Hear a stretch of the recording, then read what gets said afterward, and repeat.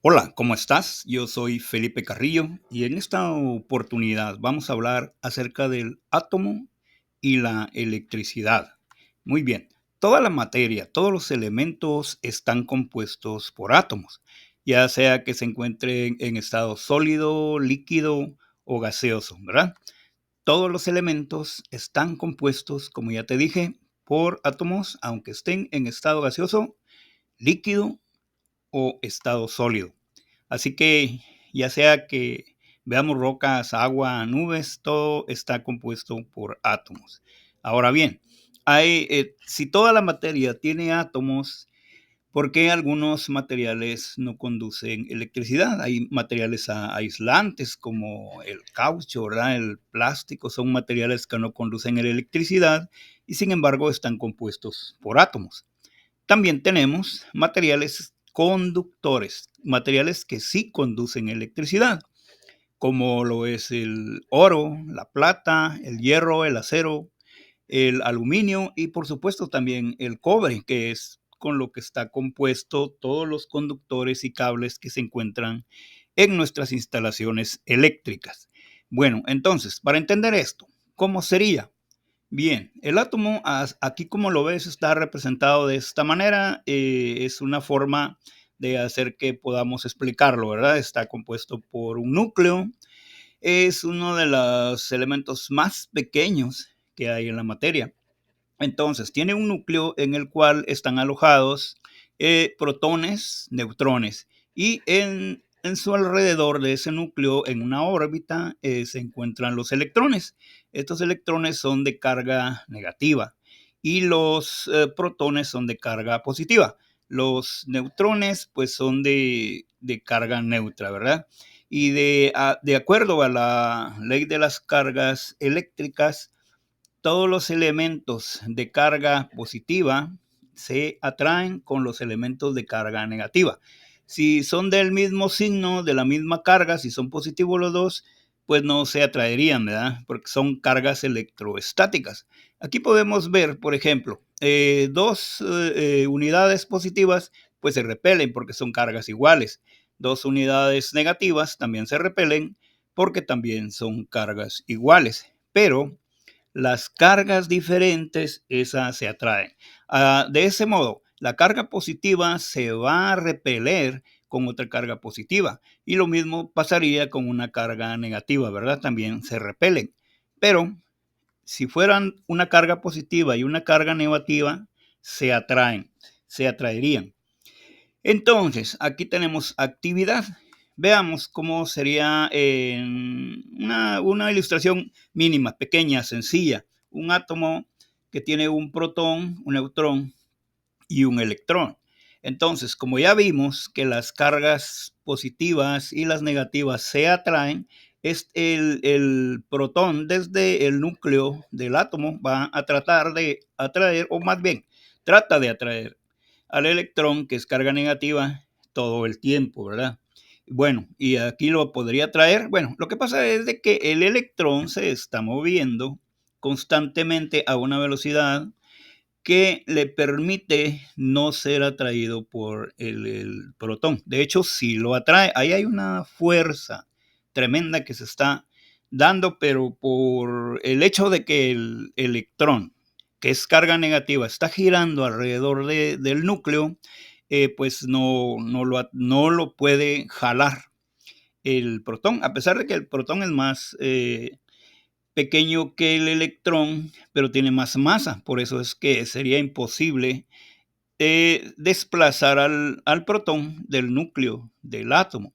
Y así, si hubiera más actividad, por ejemplo, aquí tenemos un átomo con dos electrones y dos protones, y también la actividad es la misma, ¿no? Están girando alrededor del núcleo de ese átomo. Entonces, difícilmente los va a llevar hasta el centro, ¿verdad? Hay un equilibrio de fuerzas ahí en ese momento. Y veamos un electrón con más todavía, un átomo, perdón, con más electrones y más protones, cuya actividad sería también la misma. Cada electrón está siguiendo una órbita. Tal vez ahí se ve un poco así como aleatorio, pero si lo vemos, si seguimos un solo electrón, vamos a darnos cuenta que definitivamente está girando en su propia órbita. Y así sería con cualquiera de los demás electrones que se encuentran en esa ilustración. Pero bueno, vamos a ir más allá, porque lo que a nosotros nos interesa, así como vemos y sabemos ahora que hay actividad en los átomos del cobre, porque es eso de lo que vamos a hablar. Vamos a hablar del átomo del cobre. Y para eso te hice esta ilustración. Este sería lo que está representando un átomo del cobre. Normalmente, de acuerdo a la tabla periódica de los elementos, el cobre, los átomos del cobre tienen el número es 29, ese es su número atómico. Y si vemos lo que hay aquí, ese número quiere decir que hay 29 protones y 29 electrones. Ya sabemos que los protones son de carga positiva y los neutrones son de carga negativa. Entonces, aquí vemos algunas capas. La más cercana al núcleo, se compone de 2 electrones nada más. La segunda capa, que está un poco más alejada, se compone de 8 electrones. La tercera capa se compone de 18 electrones y la última capa se compone solamente de un electrón. Bueno, ¿qué pasa aquí? Si sumamos estos dos primeros electrones de la primera capa con los 8 de la segunda, tenemos 10 electrones. Y si esos 10 electrones le sumamos los 18 electrones de la tercera capa, tenemos 28 electrones. Luego entonces, al sumar el último electrón de la última capa, que es uno solo, serían 29 electrones. Ese es su número atómico y también ese es el mismo número que tienen los protones, ¿verdad? Es un átomo del cobre, pero claro, el cobre tiene muchos electrones, millones de átomos, el cobre, un conductor de cobre. Ahora, veamos esta ilustración, porque nos va a ayudar para poder ilustrarte lo que sigue. Vamos a hacer un movimiento aquí de los electrones y los protones y nos conviene más que sea así como lo vemos ahorita, ¿no? Tenemos esta última capa, como puedes ver, es de un color distinto. La dibujé así para poderte explicar que esta capa, la última, se conoce como la capa de valencia. Y los electrones que hay en esa capa se conocen como electrones de valencia. Todos los materiales que son conductores, aquí puede haber muchos electrones de valencia. Puede haber hasta 8 electrones y todos esos electrones van a tener la misma energía. Toda la energía que hay en esos electrones es la misma, está compartida, todos tienen la misma energía. Pero entre menos electrones haya en una capa de valencia, más posibilidades da de que estos electrones se conviertan en electrones libres, así se llama. Es la atracción del protón, de los protones desde el núcleo, es un poco más débil. En esta primera capa es muy fuerte la atracción. En la segunda ya es menor, en la tercera es menor. Y aparte, estas cortinas de electrones atenúan un poco la fuerza de atracción del protón hacia el electrón de valencia. Por esa razón, este electrón es susceptible, el electrón de valencia es susceptible de separarse de este átomo. Y una vez que se separa de este átomo, puede generarse una corriente eléctrica. Veámoslo de esta manera. Tenemos aquí moviéndose los electrones alrededor del núcleo de un átomo. Pero si nosotros ejercemos una fuerza electromotriz, le inyectamos voltaje a una línea de cobre, eso se llama también una diferencia de potencial. Si aplicamos una diferencia de potencial o una fuerza electromotriz, sucedería esto, ¿no?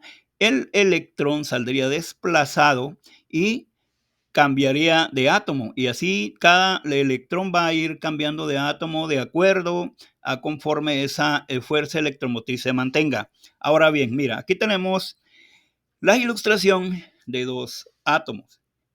¿Por qué puse dos? Bueno, para poderte ilustrar lo que sigue. Vamos a dejar en paz un poquito el giro de estos electrones y nos vamos a concentrar únicamente en el electrón de valencia, que es el que se puede desplazar. Si generamos una fuerza electromotriz o diferencia de potencial, sucedería esto. El electrón sería desplazado de su átomo y viajaría hacia el átomo más cercano, haciendo lo mismo con el átomo, con el electrón de valencia del siguiente átomo. Y así lo estaría haciendo constantemente mientras esa fuerza electromotriz esté siendo aplicada. Eso es en un conductor de cobre, ¿verdad? Que es el que usamos en nuestras casas. Pero no corre a esa velocidad, es un poquito más rápido el electrón y está cambiando de átomo en átomo, se está generando ahí una corriente eléctrica, pero es mucho más rápido que esto. Yo diría, bueno, no diría, sino que es muchísimo más rápido que está corriendo. Y eso hace posible que nosotros podamos utilizar la energía eléctrica en nuestros hogares, ¿verdad? De esta manera es como teniendo un conductor de cobre, aplicándole una fuerza electromotriz o diferencia de potencial, que nosotros podemos hacer uso de nuestros aparatos eléctricos, tanto un ventilador, una lavadora, también tenemos ahí una aspiradora y puede ser cualquier equipo eléctrico, un horno de microondas, una licuadora, lo que sea, que consuma electricidad. Esa es la forma en que las bondades del cobre por sus átomos, del átomo de cobre, que se permite que a través de sus electrones de valencia, ese material pueda conducir electricidad. Una electricidad generada, si es puesta o aplicada en un material que es conductor como el cobre, vamos a poder hacer uso de ella de una manera sensacional. Es cómodo para la vida del ser humano, ¿verdad? Por lo demás, si este video te gustó, regálame un like si quieres, y también si te nace, pues suscríbete también a este canal para que lo crezcamos juntos. Por lo demás, te doy muchas gracias por haber llegado hasta el final de este corto video para mostrarte las bondades de los átomos del cobre. Nos estaremos viendo pronto, subiré otros videos. Cuídate mucho. Hasta luego.